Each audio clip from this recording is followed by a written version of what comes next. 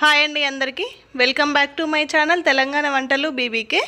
ఈరోజు వీడియోలో ఎప్పుడైనా దోశ తినాలనిపిస్తే అప్పటికప్పుడు చేసుకోవచ్చండి. ఈ విధంగా దోశ అప్పటికప్పుడు చేసుకునే ఇన్స్టెంట్ దోశ అండి. ఇది 15 నిమిషాల్లో ప్రిపేర్ చేసుకొని తినచ్చు.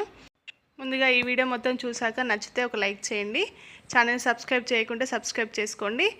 ఇది చేసుకోవడం చాలా ఈజీ అండి. ఇప్పుడు తయారీ విధానం: ఒక బౌల్లో ఉప్మా రవ్వను 2 కప్పులు తీసుకోండి. ఇలా 2 కప్పుల ఉప్మా రవ్వను వేసుకోండి. ఇందులోనే 1 కప్పు కంటే కొంచెం తక్కువ 3/4 కప్పు బియ్యం పిండి వేసుకోండి. ఇందులో 1 స్పూను జీలకర్ర వేసుకోండి.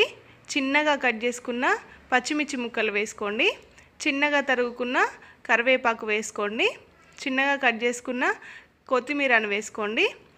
చిన్నగా కట్ చేసి పెట్టుకున్న ఉల్లిపాయ ముక్కలు వేసుకోండి.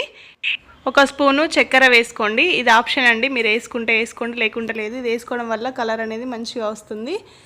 ఇలా ఒకసారి మొత్తం కలుపుకోండి. ఈ రవ్వ పిండి మొత్తం మనం వేసుకునేవన్నీ కలుపుకోండి. ఇలా కలుపుకొని ఇందులో వాటర్ వేసుకొని ఇలా జారుగా కలుపుకొని ఇందులో రుచికి సరిపడా సాల్ట్ వేసుకోండి. ఇలా నేను చూపించిన విధంగా ఉండాలండి పిండి కన్సిస్టెన్సీ. ఇలా ఉంటే పర్ఫెక్ట్గా వస్తాయి దోశలు అనేది.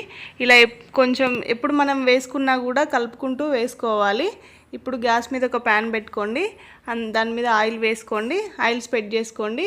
ఆయిల్ స్ప్రెడ్ అయిన తర్వాత ఒక గిన్నె కానీ ఒక గ్లాస్ కానీ లేకుంటే గరిటెతోనైనా కూడా అంచుల వెంబడి వేసుకోండి. ఫస్ట్ అంచుల వెంబడి వేసుకొని తర్వాత మధ్యలో వేసుకోండి. ఇలా వేసుకుంటే మధ్యలో మాడకుండా ఉంటుంది. చాలా పర్ఫెక్ట్గా వస్తాయి దోశలన్నింటి. ఇప్పుడు కొంచెం ఆయిల్ వేసుకొని పైన మూత పెట్టుకోండి.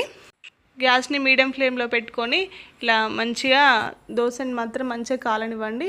ఇంతే. ఇప్పుడు మూత తీసుకొని దోశ తీసుకున్నారంటే పర్ఫెక్ట్గా వస్తుంది. ఇంతే. ఇలా చేసుకున్నారంటే రవ్వ దోశ రెడీ అయినట్టేనండి.